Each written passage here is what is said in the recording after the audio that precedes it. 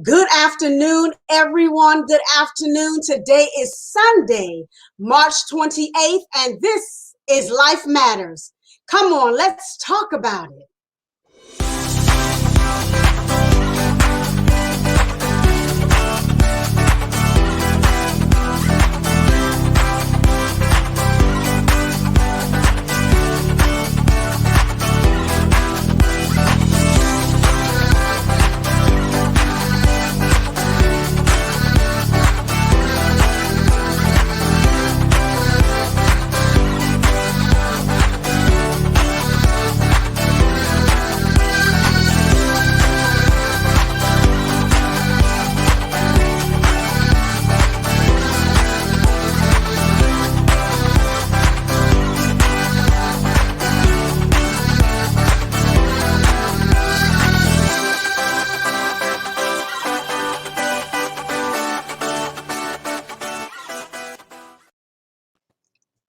Well, good afternoon, everybody. Good afternoon, everybody. I am Michele Irby Johnson, and I want to welcome you to Life Matters. You know, this is the platform, this is the show where we talk about what matters to you. And I want to remind you to drop your questions, your comments, so that I can field them to our very special guest, who just happens to be none other than Paul Greenleaf. Say hello to the people, my friend. Good afternoon, everyone. Good afternoon. Such an honor to be here today. Yes, sir. Yes, sir. Thank you so much. Today's topic is going to be I don't want to say an exciting one, an interesting one, an engaging one. So I need you all to comment, so we can just, really talk about this situation. You know, we talk about things that happen in the African American community, and we want to make sure that we're able to talk about those things that matter to us. But let me introduce this wonderful man to you all. Apostle Paul Greenleaf is a purpose-driven man on a mission. While determined to strive for his destiny, Paul had to make some tough decisions and experience some hardships. And due to some traumatic life events, at the age of 17, Paul became addicted to crack cocaine and other lifestyle choices that created a journey towards destruction. But God changed his life and moved him into his true calling. And Paul can now share with people about his experiences. He met the woman who would become his soulmate and passionately calls her his queen. And that would be none other than Keisha Greenleaf, beautiful woman of God. They will be married 17 years this year. Together, they have a blended family of 6 and 3 grandchildren. With his wife, Paul is the pastor of Enriching Words of Life International Fellowship Internet Ministry and an entrepreneur and the proud owner of Sensational Sounds Radio, of which we are broadcasting every Friday at 4:00 p.m. Just wanted to put that in there.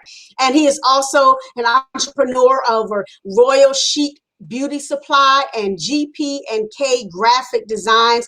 He is also a co-author of an anthology entitled Meant for My Good. Welcome once again to the show. Wow, you make me sound so important. You are important. You woke up today. That makes you important. Yes. Absolutely.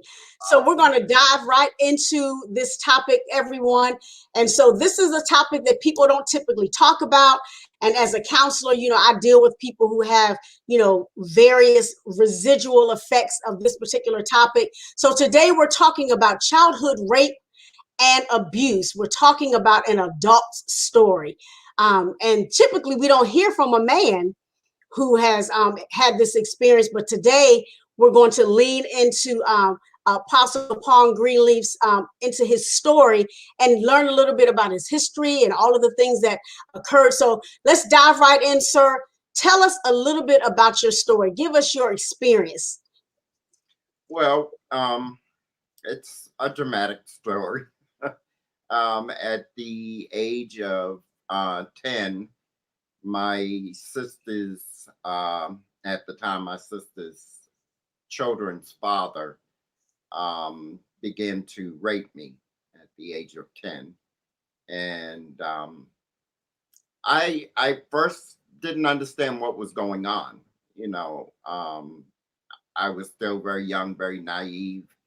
I was just starting to attend church um, just shortly after that. So I was being threatened a lot and manipulated to be quiet about what was happening and told that what was happening was normal, that it was meant for me to have this happen to me.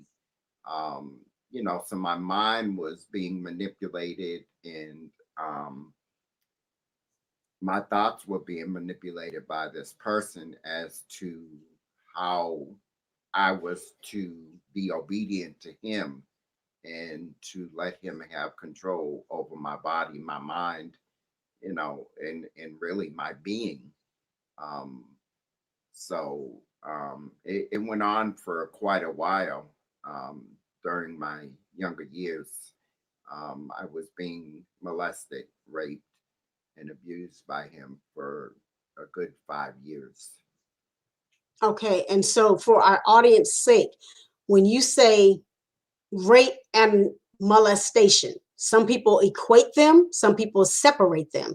Can you give us a working definition, not definition in terms of a book, textbook?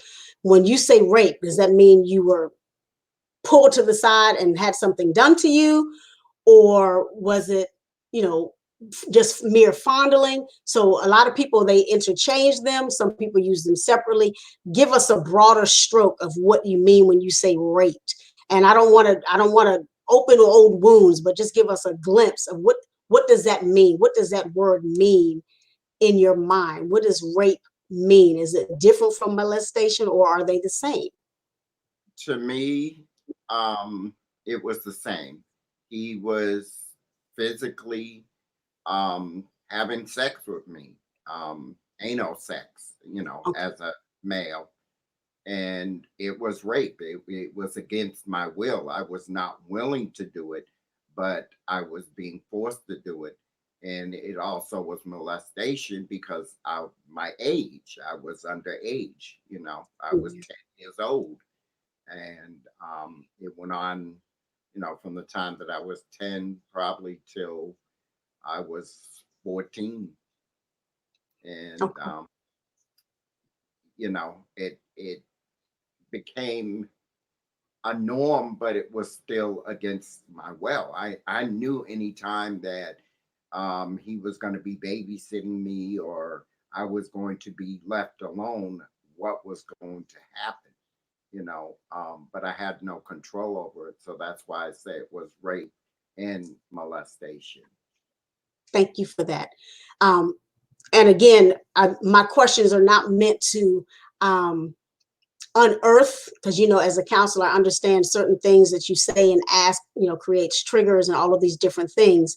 But just for the sake of the interview, for the sake of those who may be watching, who may have the same questions, I want to ask you: did you normalize the event for your own mind? Because sometimes when we're in a traumatic situation, what we'll do in our mind, we will escape, even though our body is going through one thing. We take our mind somewhere else to kind of normalize it or to numb it, so that we take ourselves out of the experience even while we're in the experience. Did you have to do that?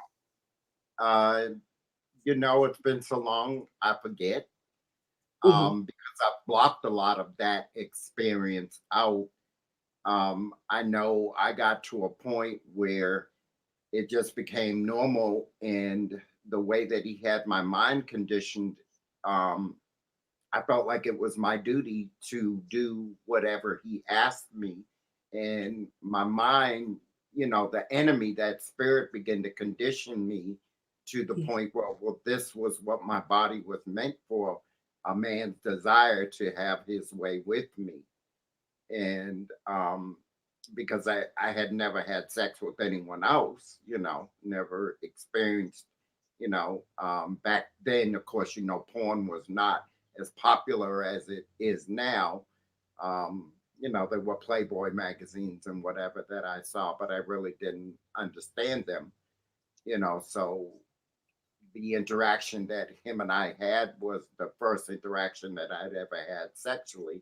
So my mind began to condition, okay, well, this is what I'm supposed to do, you Right. know. So that's how I began to normalize it. Well, okay, this is normal, even though it was not enjoyable, you know. But my body, when you go through that for such a long time, a period, your body begins to adjust to the normal of it, normalizing of it, even though it may not be comfortable. It was painful, but my mindset over the time period would change and did change to, okay, this is going to happen. There's nothing I can do about it. I might as well deal with it. And, got to a point, okay, I'm enjoying it, because I had gotten so used to it happening and knew there was nothing I could do because I also was being threatened that, if you tell your parents, they're going to be angry at you. They're going to think that you're not right. They're going to put you away, and the cops will come get you. All Mm. kind of crazy stuff that he would tell me that kept me quiet.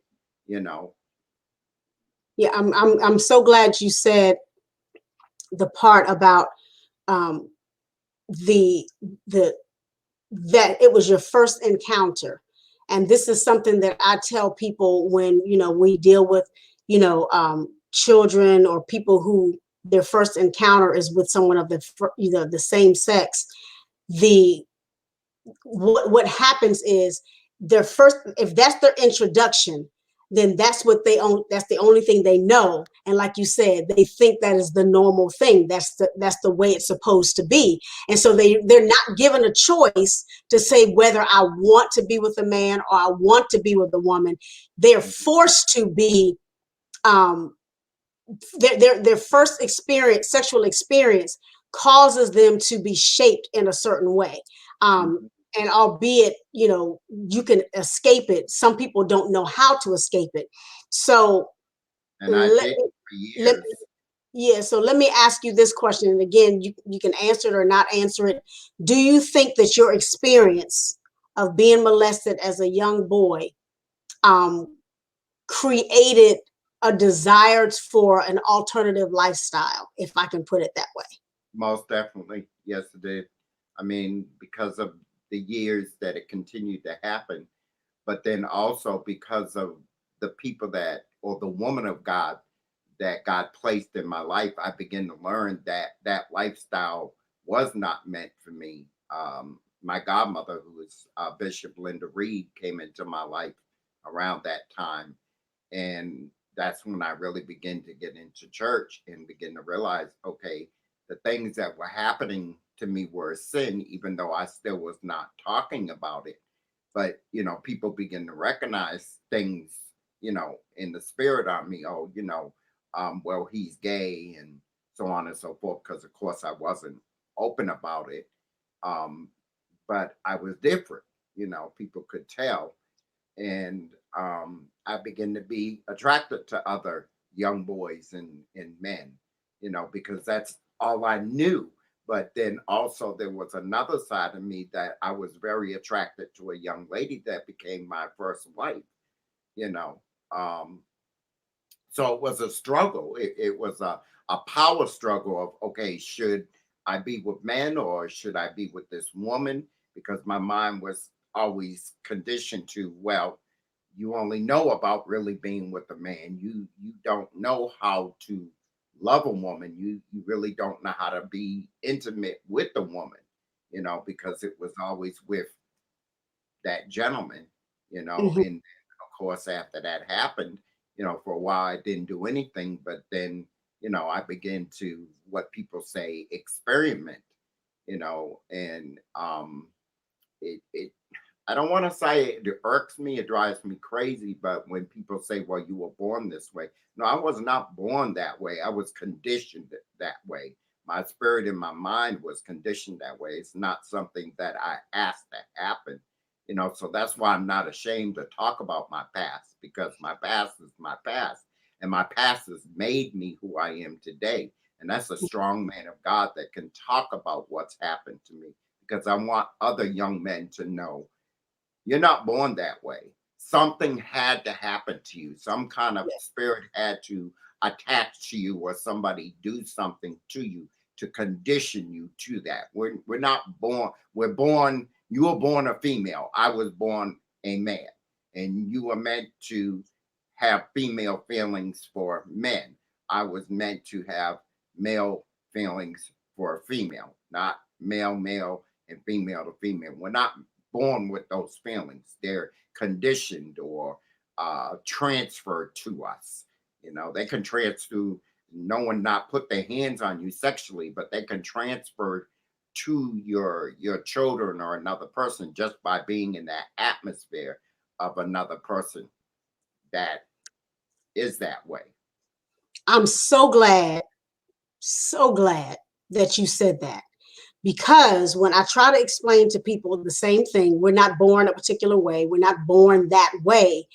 And I believe that a lot of the victims have so put it out of their minds that they don't remember their first experience of being violated. And I'm gonna put it like that because it's a violent act, against a child who knows no better, who has um, no wherewithal as to right and wrong when it comes to sexuality. And so you're basically forced into a lifestyle that you did not have an opportunity to choose on your own. And so I'm so glad that you said we're not born this way. And every person that I've spoken with, for the I'll say 99.98%, every person that I've spoken with that lives an alternative lifestyle, the more we talk, somehow they'll say, you know what? I remember when Auntie did this, or I remember there was a babysitter, or I remember when such and such, and they had blocked it out. And so I'm so glad that you said that you were conditioned. Somebody pulled you into their world. Mm-hmm. They pulled you into their world. You were drafted against your will into their world due to their, warped sense of humanity. And I'm so glad that you recognize that it was a spirit. It may have taken you a while, but it was a spirit. And I'm glad that you were able to have people in your life to help you to decipher, what was yours and what was put on you, because a lot of people, they don't want to talk about it. There's a lot of guilt and shame behind it. Did you have guilt and shame behind what they did to you, or was that because of what he said to you, or No, both? I had guilt and shame too because, like I said, going into the church, I knew that it was wrong, but it was so heavy of a spirit and so manipulated that I got caught up in it. And because I knew right from wrong at one point as I got older and being in the church, I began to feel guilty about it and even want to hide it even more, you know. But I don't want to say struggle. I always had that inner seed, if I may call it, that knew this was not for me and refused to leave the church, even though people would talk about me or people would make assumptions. Even in my regular daily life, people make assumptions. I never walked away from that spirit within me that knew my life was meant for something else, that God was going to change me, that I could not change myself. I had to Yeah. be willing to accept the change and go through what I had to go through to come out on the other side to be the testimony that God has me to be today. But I had to go through. There were many ups and downs. There were many deliverances and backsliding, going in it, going out, basically having my foot straddled over the fence.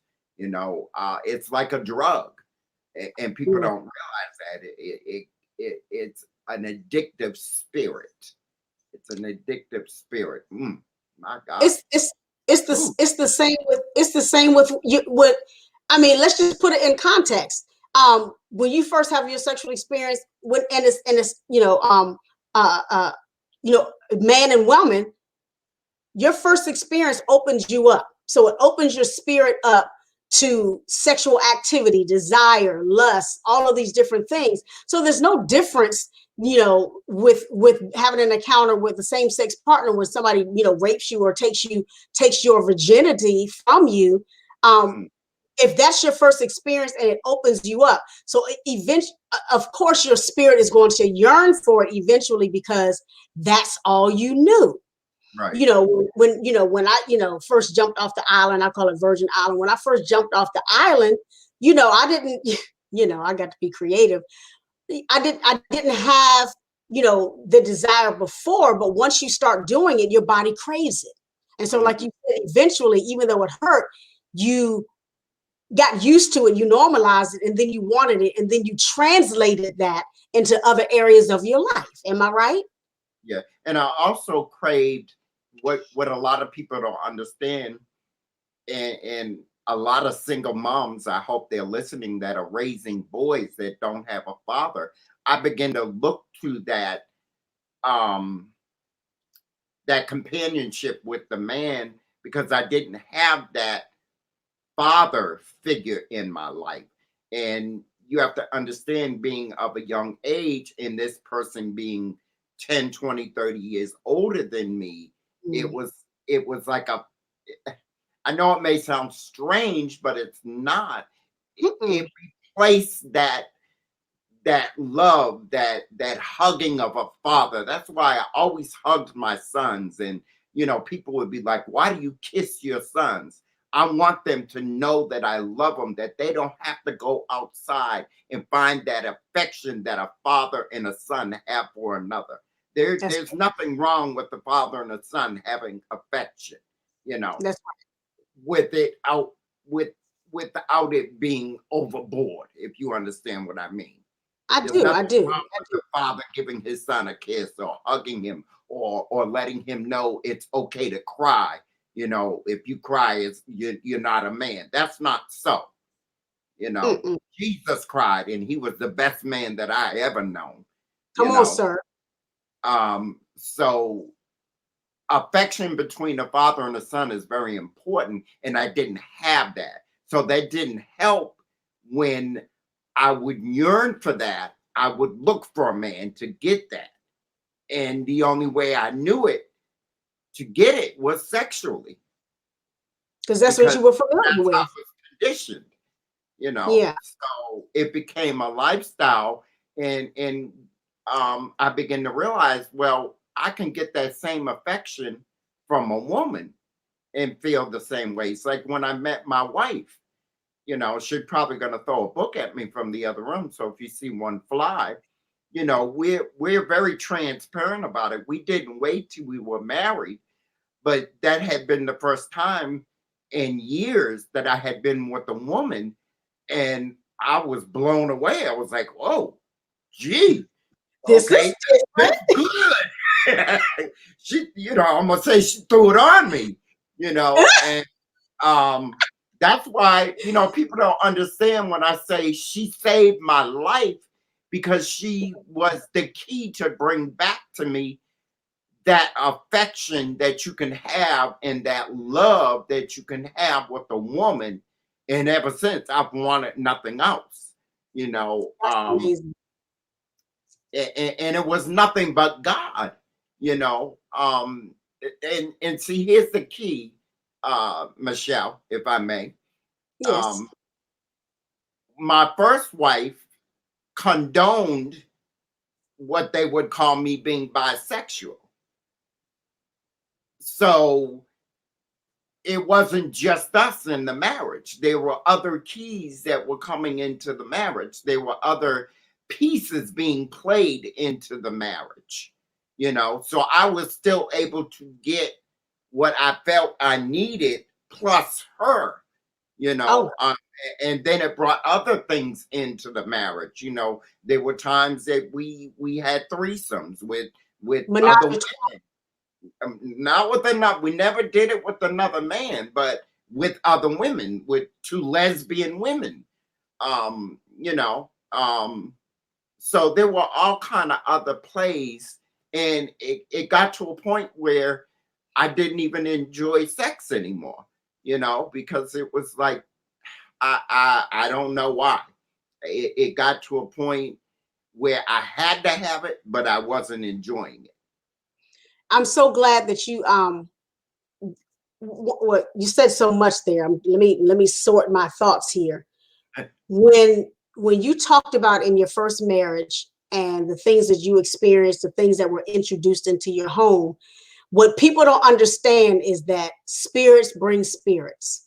So because you never had an opportunity to, I'm making an assumption here, you never had an opportunity to get fully delivered from what was planted in you as a 10-year-old boy for 4.5, 5 years. You never had an opportunity. They told you, you knew it wasn't right, this, thus, and so, but there was never that breaking of whatever that spirit was, that casting down, that breaking of the stronghold. And so you brought the residual of that spirit into the marriage, which introduced the other spirits into the marriage. And so now you have a commingling of spirits who brought their cousins, that and the uncles and the aunts, and all that baby and them brought all of them into your marriage, and it confused you. And see, everybody listening, whoever's watching, you have to remember, when you have sex with somebody, and I tell people all the time, you have got to purge from the person before. Otherwise, you're going to bring that spirit of that person and everybody that they've been with into your current relationship. So if you don't purge from the person you were divorced from, if you don't purge from the last person you were in a relationship for 3 years, 5 years, 10 years, if you don't purge, you're bringing that spirit into your new relationship, and you're trying to figure out what's going on. Why are they so freaky? Why don't they like this? They don't realize it's a spiritual battle, although it's manifesting itself in sexual activity. You know what I mean? And so I'm glad that you said that, because now you understand that that was the downfall of the first marriage, because that confusion, because we had all of these players in the room that you knew not of, that come on now, let's take it there. The Bible talks about sweeping a place clean. Otherwise, they come back 7 times stronger. So if we don't sweep our spirits clean, if we don't sweep our bodies clean, if we don't allow ourselves to be fully delivered, don't jump from one relationship. I'm just talking to somebody out there, Paul, so they can know. If you jump from one relationship into another, and the first relationship was toxic, and then you were being abused or you were being raped or whatever, and you don't get yourself purged, you're going to take that spirit into the next relationship, and you're going to be trying to figure out, why are they mad? Why are they angry? Why is our sex life like this? Why that you're going to have a montage of whys, because you didn't purge. You got to give yourself space and time to purge. So how long between your first marriage and the marriage you have now? I want to touch on what you just said for a second, though. Touch, sir, touch. What I like to say is, they brought their luggage, but they didn't unpack the old clothes from the bag before they went to the new. Even if it didn't fit, they kept it. Yeah. They kept it. Now, a lot of people do that in everyday life. They carry this luggage from relationship to relationship, even from job to job, or from church to church. They got church hurt at Mount Zion down the road, and took that bag with them and brought it to Tabernacle of Prayer. But didn't unpack, like you said, didn't purge, but brought that same bag, and that same bag had them same issues. Just a different location. Somebody's manifested continuously. And the problem with that is, and you're absolutely correct, because if you don't unpack it, if you don't purge it, it's going to compound. So what you had 2 of in the previous relationship then becomes 4 or 6. And so now you're battling, spirits in the back. It's like being a hoarder, a spiritual hoarder. Absolutely. We have a question from the audience, says, how do you purge? Let me tell you something. When my husband and I, my last husband, before I got remarried, when we broke up and we divorced, I purged by getting rid of everything. And I know he's watching. I got rid of things that he gave me, furniture, everything, I pictures. And then I had to do a mind cleanse. I had to do a spirit cleanse. I did not get into another relationship, for years. Yep. And specifically, I didn't get into a sexual relationship. So I was, he and I remarried. For those who don't know, who are watching, we remarried, but I was not sexually active for 10 years. So I didn't allow myself to compromise my spirit.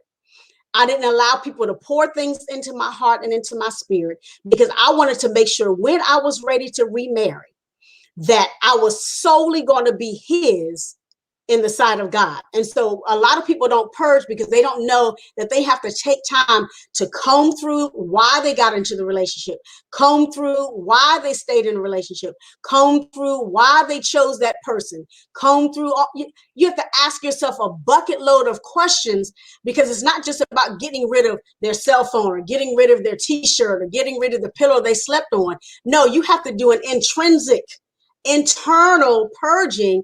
Otherwise, those spirits are going to linger.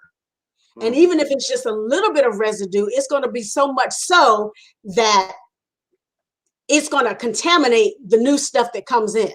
So we can do a whole nother lesson on purging. But another question that came from the audience that says, what was the emotional or psychological effects that you experienced as a result of the sexual abuse? We know that you were addicted to cocaine. Was that? I was addicted to everything. Yeah. Self-hurt, self-doubt, self-abuse. I cut myself. I tried to commit suicide on several occasions.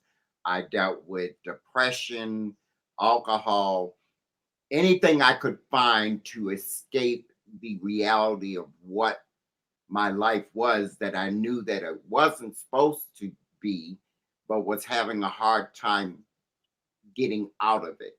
And like you said, it took the purging to turn my life around. And in my purging, I had to relocate. I left the city that I was born and raised in, Absolutely. uprooted my life, and basically took barely nothing with me. But also there was a burning.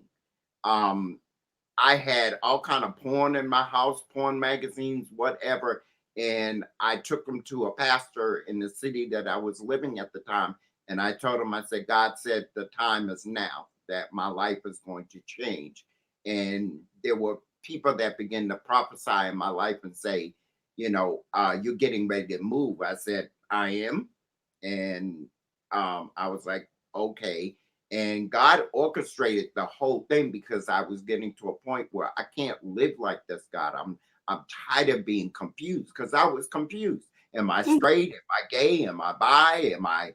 And God began to deal with me, because that's when I began to question. And I wasn't questioning a psychiatrist. I wasn't questioning mother or father or godmother. I began to question within myself, who am Yes. I? I know there's got to be something better. I know I was just not created to be somebody's, what they use the word now, thought, or you know, um, because I was always the not the dominant one, but the what's the word to use when you're not the Passive. dominant? I was always the passive one, the one that was being used, or in a passive position where I was with someone that was more dominant, you know.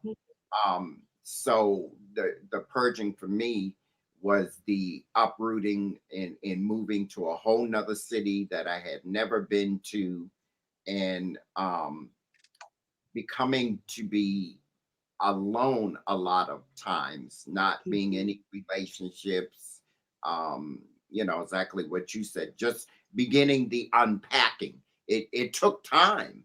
It took time. But the unpacking of the suitcase that had become a hoarding situation, Yeah. uh, God began to unpack those things. That's And it didn't work overnight. It took counseling. so what? You're a Christian. There's a lot of good counselors out there, and they don't have to be Christian. They just have to be good and qualified, Yeah. you know, and know what they're doing. And I went through counseling. I don't know if you know what DB. I think it's DBT. Hmm. uh, I went through DBT, extensive counseling, in and out of psych wards. So it was a lot of unpacking and of giving up of myself and saying I'm tired. You Yeah. know, Change is not going to come until you get tired of picking yourself up constantly. And I got tired of picking myself up. Thank you so much for sharing that. So, as we shift into your confession, when you told your parents that you were being molested, how did they handle the situation? They didn't believe me. As which is typical, which is typical, and let's lean into this a little bit because Now that's I will say this the other part doesn't bother me anymore. I've gotten over that because my life has become a testimony. Um, this is the difficult part. I'm just being transparent. The parent part. Um, Go ahead. yeah, yeah. So I won't linger there because No, I don't want. I need people to hear it. I need people to understand. I can do it. I'm just letting people know, the audience, if they see me tear up or become emotional. This is So share it. I mean, because a lot of people, most people, I mean, I know of a number of people who their parents will not believe you because they would much rather believe that something's wrong with you than to believe that their husband or their uncle or their sister, crossed the line with their child.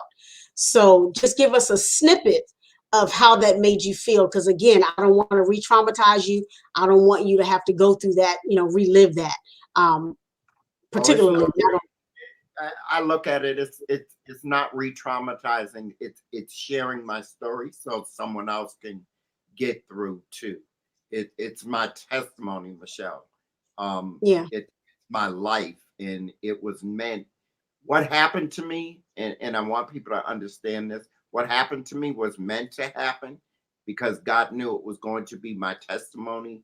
God knew yeah, that it was going to help others that are dealing with either children that have gone through it or someone that's gone through it themselves, be it male, be it female, to be able to come out on the other side, know that they can come out, that they don't have to be conditioned to a certain lifestyle, that they have a choice and they have a voice. Um, but they did not believe me, because of the fact that it was, uh, quote unquote, earmarks a family member, you know, and I had to tell them several times that it was happening. And finally, they began to realize that it was. I think what the hurtful part the most was after telling them nothing was done. He was never prosecuted. He wasn't allowed around me anymore, but he was not ostracized from the family. It hmm was, if you pick up a rug and take a broom and sweep dirt under it and leave it. yeah, yeah, And years later, I asked my mother, I said, why wasn't anything ever done? I don't feel like you were there to protect me. And she said, well, I felt that they would take you away from me because my mother is Caucasian. And she felt that me being a black child, they would take her from.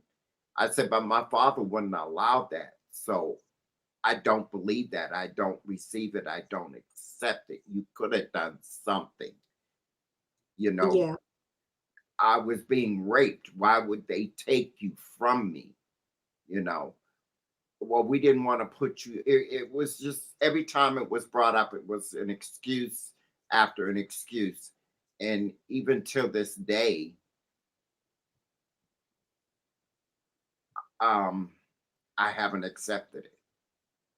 And Yeah. I daily have to ask God to heal me of resentment. My father's gone. There's nothing I can do about that anymore. Um, but it has caused issues with my mother and I. I love her, but it's a form of abuse, Yeah. um, that she still cannot accept the fact that she didn't do anything. She did not protect her. And here's the other clutcher, her only child. Mm, And I still feel like I'm blamed for what happened. And I'm blamed for the way that I turned out not to be the perfect son. You know, I've heard it on several occasions. Well, so and so's sons, they do this for their mother and they do that. And, you know, my mindset, well, maybe if you had been there for me, I could be there for you a little bit better. mm. You know, even though I try to be there for my mother now. I really do. God has really worked on me. My godmother could attest to it. My wife could attest to it. I really do try to be there for my mother the way that I should as a Christian man. But you Mhm. know, sometimes we have to love from a distance. Yeah, yeah. And the thing that you said, um, God helping you to get past the resentment. The thing that gets me, like you said, still making excuses. They still haven't accepted it. They still have, they're still putting you in the box of the one who did it or what have you. But a lot of that comes from their own fear or being mad at themselves because they didn't stop it. Now they may say to you, they don't believe you or whatever. But trust me, she's struggling on her side too, because she did not take the time to take you to have you examined. Because if she had you examined, they would clearly see that you were violated. I was You never know, that's what you do. You take them to have you examined to see that you've been violated.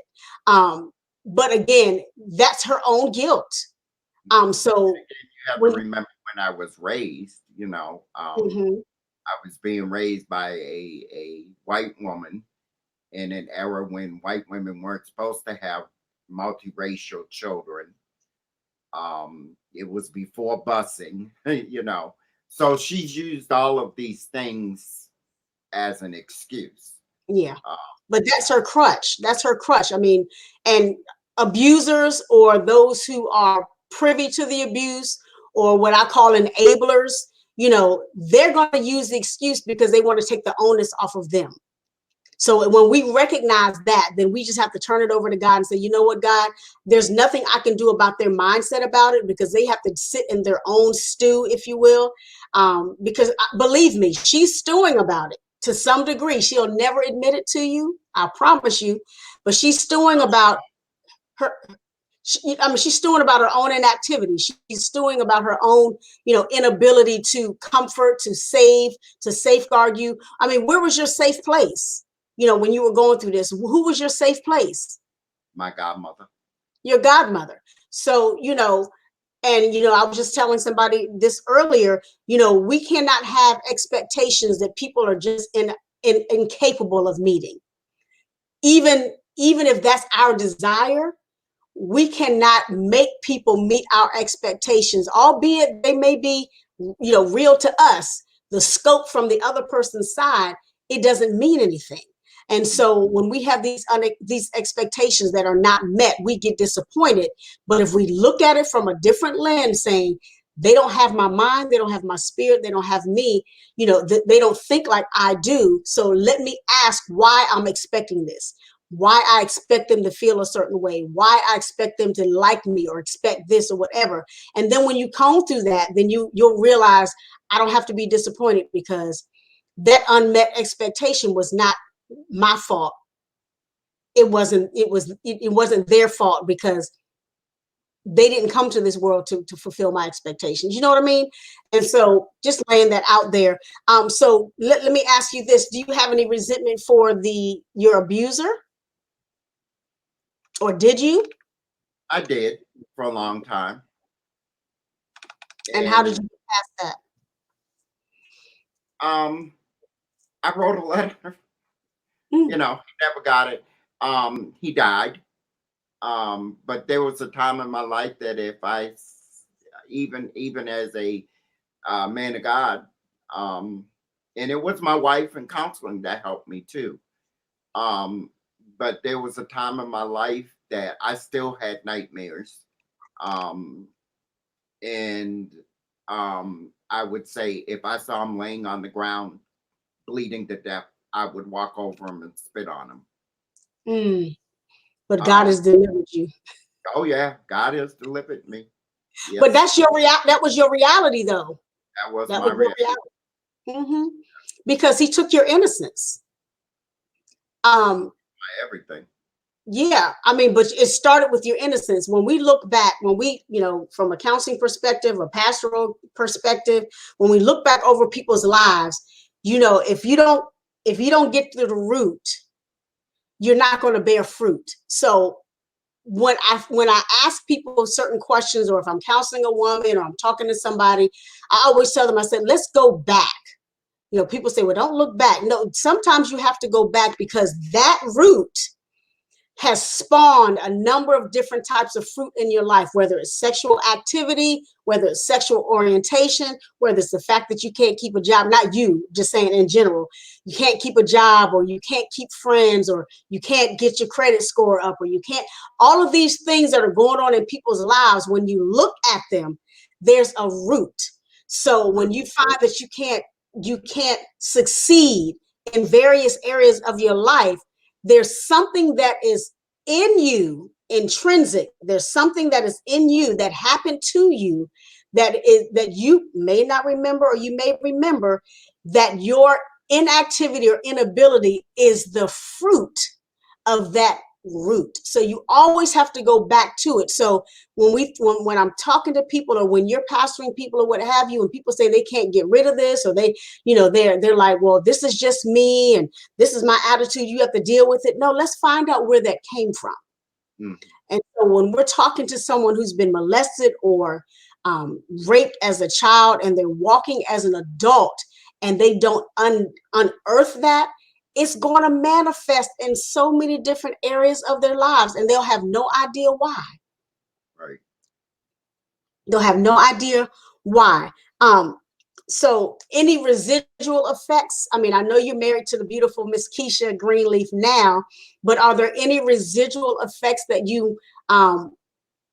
any triggers or anything that comes up that you and she have to, you don't have to divulge, but I'm just saying, do you have those instances where you'll remember something, or your flesh will tell you something, and then you have to talk it through with her? It's like, honey, I'm the spirit, the spirit is trying to attack me again, or what have you.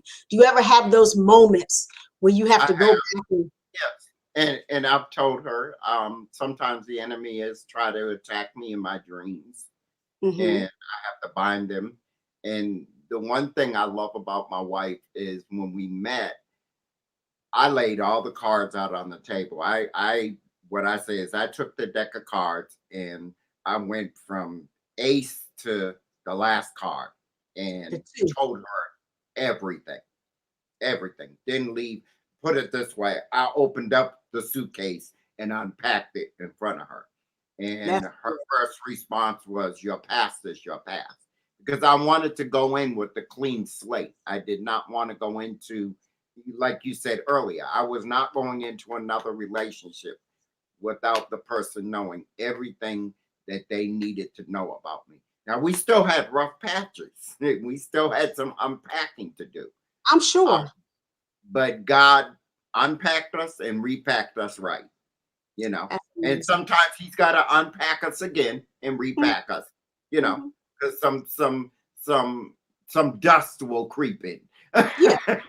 you know. Residual effects, and I'm so glad that you said that, sir. So glad that you said it, Yeah, because because people think, even though I'm delivered, that does not mean that the enemy is not going to try to send a distraction, yes, send something to get me back into that, you yes, know. And I have to always be. In fact, I was just talking to a young lady about it the other day because she was talking about when I get my hair done. And I said, I'm very careful about who I let put their hands in my head. They've got Yes. to be straight and they've got to be a female. Um, and if it is a man, I got to know he's straight up straight, you Yeah. know, because that's a way of transferring spirits. I'm the Yeah. same when I let someone put their hands in my wife's head, because that comes back to our household. It And does. what God did, one of the things that God did, a lot of people may not know, I know you do, that my wife is blind, but God has given her a very spiritual eye. And there are times that that spirit has been in our arena and I didn't even know it, but she knew it. But God Mhm. let me know when we got together that there were things and times that I wasn't going to see, but He was going to let her know so she could let me know. It's like when we first got together, I was trying to help a young man, and he was my roommate. The whole time that he was there, I did not know that this man had a crush on me. And Keisha came into my life and she began to recognize it. And she's like, he like you. He got a crush on you. And I was like, nah. He's trying to get deliverance. I'm just trying to help him, da da da. And she was like, you know what? It's either me or him. The next day, dude man was out. I I know that's right. I know that's right. And was like, oh you said something very key. You may be delivered, but the enemy is cunning. And no. Yeah. so he will bring things that he'll bring familiar spirits. Let's just put it right there. He will bring familiar spirits to distract you, to get you off kilter. And I'm so glad that you were man enough to listen to your wife, because some people will be like, psh, what have you, and then they'll get themselves caught up, and then will have to repent and ask for forgiveness, or lose their marriage, lose their job, lose whatever the case may be. I'm so glad that God put the wherewithal in your heart and in your spirit to be open and honest with your wife. I love the fact that you unpacked, but this is a key thing that you said, sir, that blessed me right now. You said, someone put deliverance from the dirt. That's a sermon that I preach. You said sometimes you have to unpack again. Most people think that when you're delivered, that you're not going to have tests in that area. So sometimes you have to go back to that place and say, you know what, I feel something familiar. Let me go back and purge again.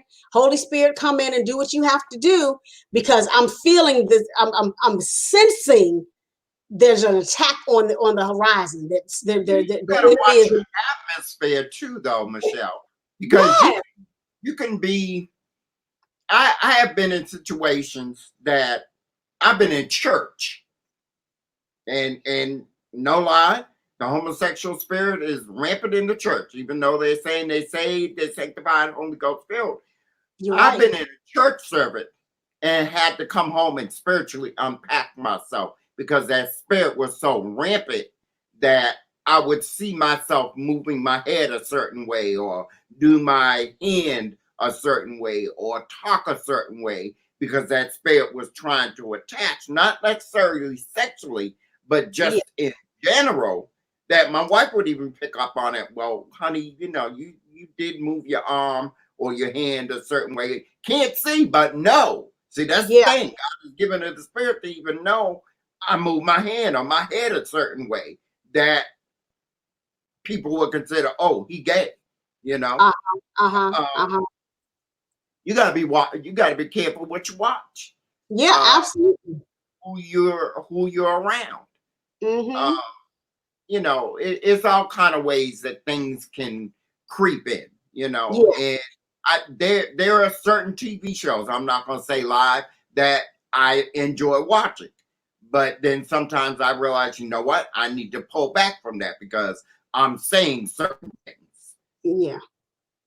Yeah. So it's a daily deliverance. It's a daily purging. It's just like being an alcoholic or a drug addict.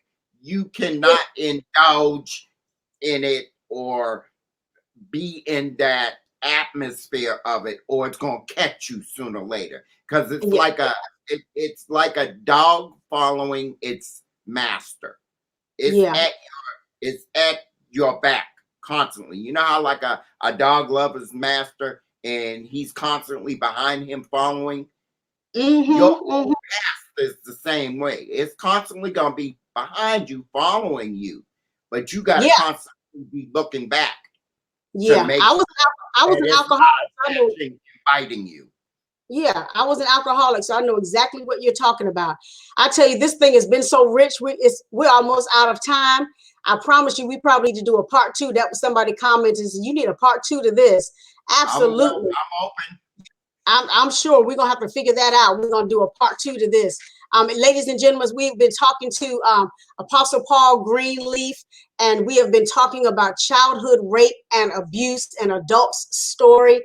And we talked about so many good, rich nuggets here. And I wish we could stay on, but we got to get off of here so we can keep it under a certain time. But for those of you who want to be a Well, guest on the who show, owns Sensational Sounds Radio, so that I could know be who one. I know who owns it. I'm going to talk about that. Um, uh, you got me off kilter. So if you want to be a guest on the show, please email me at Michele at see, you don't mess me up. If you want to be a guest on the show, visit my website at www.im-mij.com. Click on the contact us and then hit the little button that says Life Matters with Michele.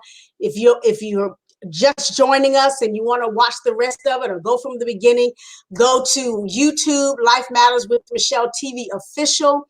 If you want to listen to it on Fridays at 4:00, it's on sensationalsoundsradio.net. And Apostle Paul Greenleaf here is the owner of that radio station. So once again, on Fridays at 4:00 p.m., you can listen to this playback on www.sensationalsoundsradio.net. If you're looking to be on the radio, he's your guy. Just go to www.sensationalsoundsradio.net and link in and get yourself on the show. Again, watch us on YouTube, Life Matters with Michele TV official, and then listen to us on Fridays on www.sensationalsoundsradio.net. I want to thank you once again, Paul Greenleaf, for joining me today. This has been a phenomenal show. I tell you, we're going to have you on for a part two. We're going to dig into this thing a little bit deeper. And that's the end of our show. So again, thank you everybody for watching, everybody for listening.